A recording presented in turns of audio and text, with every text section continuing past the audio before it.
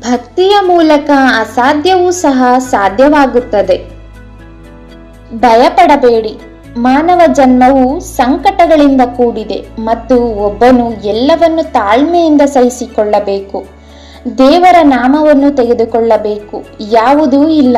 ಮಾನವ ರೂಪದಲ್ಲಿರುವ ದೇವರು ಕೂಡ ದೇಹ ಮತ್ತು ಮನಸ್ಸಿನ ನೋವುಗಳಿಂದ ಪಾರಾಗಲು ಸಾಧ್ಯವಿಲ್ಲ.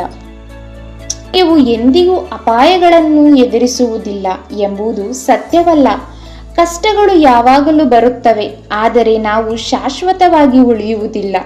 ಅವರು ಸೇತುವೆಯ ಕೆಳಗಿರುವ ನೀರಿನಂತೆ ಹಾದು ಹೋಗುವುದನ್ನು ನೀವು ನೋಡುತ್ತೀರಿ. ಸಂತೃಪ್ತಿಗೆ ಸಮಾನವಾದ ನಿಧಿ ಇಲ್ಲ ಮತ್ತು ಸ್ಥೈರ್ಯಕ್ಕೆ ಸಮಾನವಾದ ಗುಣವಿಲ್ಲ. ಪದಗಳಿಂದಲೂ ಇತರರನ್ನು ನೋಯಿಸಬಹುದು. ಅಹಿತಕರವಾದ ಸತ್ಯವನ್ನು ಅನಗತ್ಯವಾಗಿ ಮಾತನಾಡಬಾರದು.